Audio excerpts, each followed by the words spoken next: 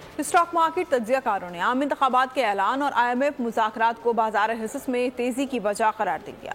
Member stock Zafar मोती ने बोल के प्रोग्राम व्यापार में गुफ्तगू में कहा, मुल्क की मईशत ट्रैक पर आ रही है। इस साल भी जो कंपनियां प्रॉफिट करती हैं हमेशा की तरह, उनके रिजल्ट्स पिछले सालों से बेहतर आ रहे हैं और वो टॉप हैवी भी हैं इंडेक्स के अंदर। जैसे ही IMF से हमारी निगोशिएशन शुरू हुई, पहली आगे इंस्टॉलमेंट, तो उसे लगा कि हम ऑन ट्रैक आएंगे थोड़े दिनों में इकोनॉमी पर, तो वो नजर भी आ रहा है।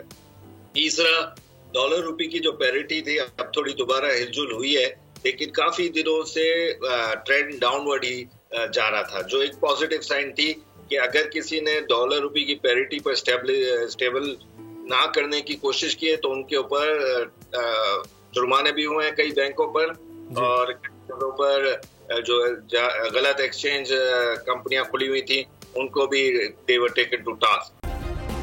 सब्सक्राइब करें और बेल दबाएं ताकि कोई खबर रह न जाए।